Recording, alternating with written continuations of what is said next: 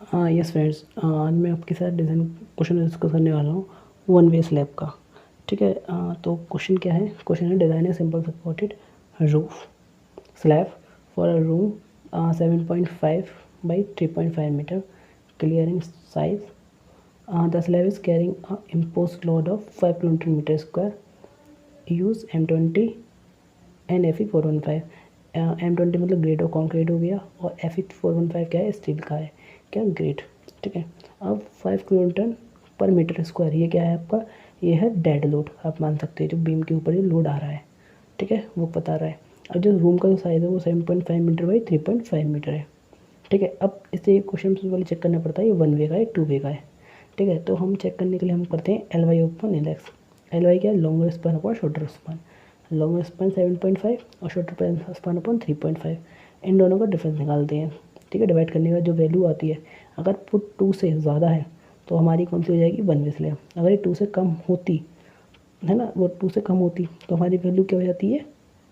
Two way slab हो जाती है। ठीक है, अब इसका क्वेश्चन को करने के लिए, ये डिज़ाइन क्वेश्चन है, डिज़ाइन क्वेश्चन के लिए हमें डेप्थ एज्यूम करनी पड़ती है। ठीक है, अब डी मैंने एज्यूम कर ली 150 mm। तो 150 mm जनरली जो स्लैब डिज़ाइन होती हैं और जो स्लैब कास्ट होती है हकीकत में, वो 150 mm के आसपास ही डिज़ाइन होती हैं। ठीक है, तो कैपिटल डी हमारा 150 आ रहा है। अब कैपिटल डी से हम क्या करेंगे? ए स्मॉल डी हम पता करेंगे। स्मॉल डी हम क्या मान लेंगे? टोटल डेप्थ 150 माइनस 20 mm के कवर, ये नीचे नीचे प्लास्टर लग रहा होगा, ये वाला कवर। ठीक है, और माइनस मैंने 5 करा है। 5 के माइनस करा है, मैंने माना है कि ये जो हम किस बी सरिया जो पड़ रही होंगी, ठीक है, स्टील, ठीक है, वो 10 mm बार की पड़ रही होगी। तो 10 mm का 5 अगर माइनस कर दें तो हमें सेंटर तक पहुंच जाएंगे इसके। ठीक है, तो वह सेंटर तक की डिस्टेंस होती है ना, capital effective D small D. ठीक है, तो ये आपकी वैल्यू आ जाएगी, डी की वैल्यू 125 mm। ठीक है, अब जो क्वेश्चन किया था 5 किलोमीटर का लोड लग रहा है, इस तरीके डेड लोड यूडीएल जो आ रहा है। ठीक है, अब ये हमारा 125 हो गया, सेंटर से लेके बीम स्टील के सरिये से लेके टॉप तक की डिस्टेंस। ठीक है, अब 3.5 मीटर और 7.5 मीटर, ठीक है, दो स्पान है। हम जो डिज़ाइन करेंगे क्वेश्चन वो हम शॉर्ट स्पान के लिए करते हैं, 3.5 मीटर के लिए। क्यों शॉर्ट स्पान के लिए हम डिज़ाइन करेंगे इस तरीके से? तो जो हमारा वो जाएगा, हमारा मेन इन्फोर्समेंट हमारा इस वाले बीम के इस लॉन्गिट्यूडनल व्यू में पड़ता है, इसलिए हम शॉर्ट स्पान के लिए डिज़ाइन करते हैं। ठीक है, अब इस क्वेश्चन में हमें वो नहीं दे रखा है, क्या नाम है, वॉल की थिकनेस। तो वॉल की थिकनेस हम एज्यूम कर लेते हैं 0.2 मीटर। अब क्वेश्चन में ना दे रखी होगी, जनरली जो क्वेश्चन में दे रही होगी वह 230 mm दे रखी होगी, मतलब 0.23 मीटर। ठीक है, अब हम चेक करते हैं आईएस कोड के अकॉर्डिंग एल इफेक्टिव पता करते हैं। एल इफेक्टिव क्या? क्लियर स्पान मतलब वॉल के outer to outer distance 3.5 metre plus small D जो हमने यहाँ से एज्यूम करा है 0.125, ये वैल्यू प्लस करते हैं। दूसरा 3.5 प्लस जो वॉल की थिकनेस होती है, एक वॉल की थिकनेस, ये एज्यूम करते हैं। इन दोनों में से जो भी वैल्यू आपकी मिनिमम होती है उसको हम एल इफेक्टिव मान लेते हैं। से इनको प्लस करने पे 3.625 आएगा और इन दोनों को प्लस करने पे 3.7 आएगा। तो इन दोनों को प्लस करने पर हमारी वैल्यू जो भी आएगी उसका मिनिमम हम क्या एज्यूम कर लेते हैं? हम एज्यूम कर लेते हैं कि एल इफेक्टिव है। ठीक है, अब हम निकालते हैं डेड लोड। डेड लोड हमारा 25 1 मल्टीप्लाई 0.15, तो टोटल मिला के हो जाएगा हमारा 3.75। ठीक है, डेड लोड क्योंकि 25 का यूड हो गया, डेंसिटी हो गया कंक्रीट की, 1 मीटर के लिए स्पेंड करते हैं हमेशा बीम स्लैब को। ठीक है, और 0.15 क्या है? ये डी, कैपिटल डी। तो इसका डेड लोड हो गया। यू डी हमें क्वेश्चन में दे रखा था 5 किलोमीटर मीटर, इसको जैसे आप प्लस करेंगे तो आपको हो जाएगा 8.75 किलोमीटर मीटर। यहाँ पे किलोमीटर मीटर है और यहाँ पे किलोमीटर मीटर स्क्वायर है। ठीक है, तो मीटर स्क्वायर से मीटर क्यों चेंज हुआ? ये इसलिए हो क्योंकि इस वाले टर्म पे हमने क्या कर दिया था? 1 का मल्टीप्लाई कर दिया है। ठीक है, तो एक डायमेंशन हमारी 1 हो गई, इसलिए यहाँ पे मीटर आ गया है। ठीक है, अब डिज़ाइन लोड का मल्टीप्लाई करने के 1.5 से मल्टीप्लाई कर दिया डिज़ाइन लोड आ जाता है। ठीक है, तो हमारे 8.75 जो लोड आ रहा था वो बढ़ जाएगा, कितना हो जाएगा? 13.125 किलोमीटर मीटर। ठीक है, अब इसके करने के बाद हम क्या करेंगे? फैक्टर लोड निकालते हैं। फैक्टर लोड निकालने के लिए हम क्या करेंगे? डब्ल्यू जो हमारी वैल्यू आ रही है एल स्क्वायर अपॉन 8, वही बेंडिंग मोमेंट जो हम सिंपली तरीके से करते हैं ये, लेकिन यहाँ पे देखना एल इफेक्टिव है जो हमने ये निकाला है। ठीक है, तो 13.25 मल्टीप्लाई बाई 3.625 का स्क्वायर अपॉन 8, आपकी वैल्यू आ जाएगी 21.56 किलोमीटर मीटर। ठीक है, हाँ जी फ्रेंड, जैसे हमारा एम यू की वैल्यू 21.56 आई थी, उसको हम 21.60 एज्यूम मतलब अप्रोक्सीमेटली में मान लेते हैं। ठीक है, अब क्या करेंगे, फैक्टर शेयर फोर्स निकालेंगे। ठीक है, शेयर फोर्स क्या होता है, शेयर फोर्स मैं आपको बता देता हूँ। जैसे हमारी इस तरीके से ये बीम आ रही थी, तो बीम के इस वाली एजेस पे क्या काम करेगा, कट करने की कोशिश करेगा। यहाँ से बीम कट सकती है, टूट सकती है, कट सकती है यहाँ से, ठीक है, इस बारे फेल हो सकती है। तो वो जो फोर्स यहाँ पे काम करता है उसे बोलते हैं शेयर फोर्स। ठीक है, वो फोर्स हम क्या निकालेंगे, W L upon two. L क्या हो जाएगा, फैक्टिव नहीं लिखा है, क्लियर लिखा है, तो 3.5, इस चीज़ का ध्यान रखिएगा। डब्ल्यू इतने हो गया, अपॉन 2 करेंगे तो आपकी वैल्यू आ जाएगी 22.97 किलो न्यूटन हुआ आपका शेयर फोर्स काम करेगा। ठीक है, अब हमें डी रिक्वायर्ड पता करना है। D required is equal to M U upon 0.138 F C K into B. जो आपका वो होता था ना, एम आर इजिकल टू क्या नाम है आपका, वो होता था 0.138 F C K B D square, वही तरीका है। अब ये 0.138 क्यों आया, क्योंकि इसमें जो स्टील यूज़ किया गया है वो 415 का यूज़ किया गया, इसलिए 0.138 आया है। ठीक है, अब डी रिक्वायर्ड आप वैसी वैल्यू पुट करेंगे सारी, तो आपकी डी की वैल्यू कितनी आ जाएगी, 88.5 mm, जो हमेशा कम होनी चाहिए। ठीक है, किससे, जो हमने मानी है उससे।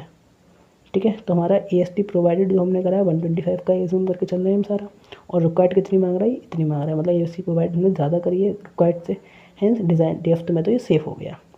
अब इतने डेफ्थ हमने प्रोवाइड कर दी, इस डेफ्थ के हिसाब से हमें कितना इसको ए एस टी प्रोवाइड करना पड़ेगा, इतना मूवमेंट आ रहा है इस पर, है ना। तो उसके लिए हम क्या करेंगे, हम ए एस टी पता करेंगे। तो ए एस टी पता करने के लिए ये फॉर्मूला यूज़ कर सकते हैं, अगर आप सूटेबल लगे, वरना दूसरा फॉर्मूला भी यूज़ कर सकते हैं।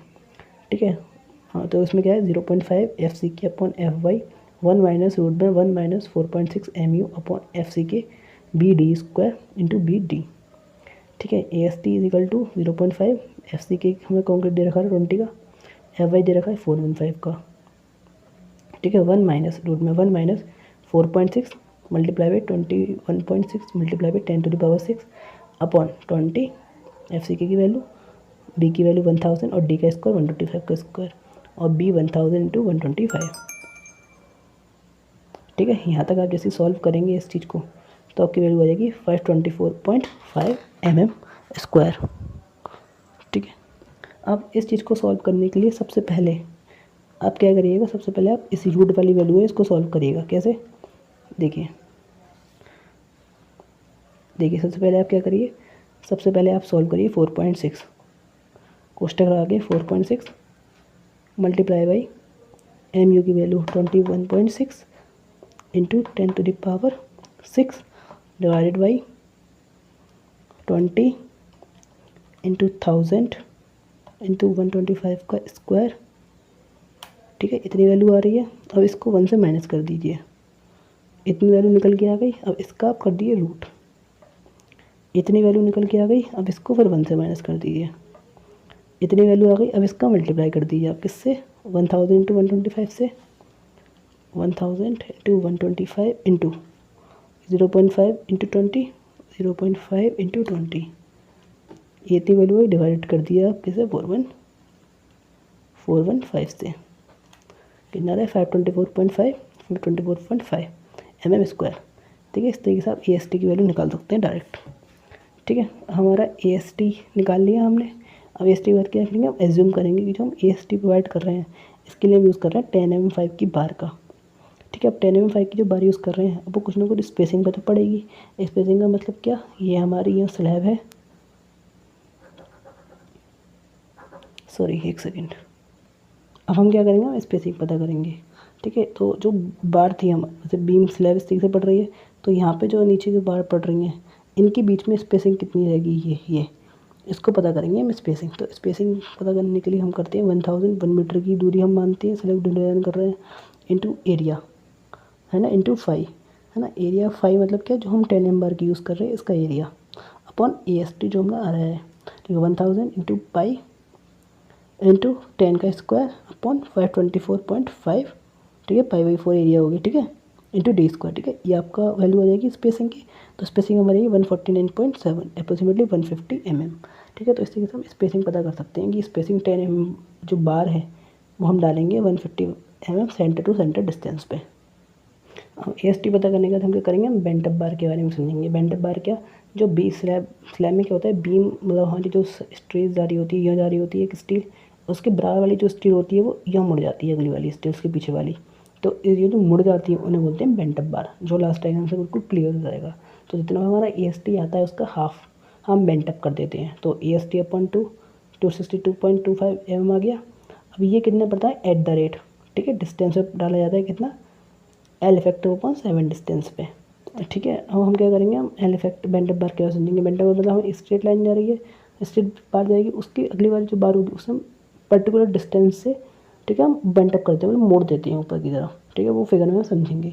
अब क्या है, L इफेक्टिव अपॉन 7 की डिस्टेंस पे मोड़ देते हैं। L इफेक्टिव हमारा क्या है, जो 3625 mm आ रही थी हमारी, उसका 7 मतलब 520 mm पे बेंट अप कर देंगे।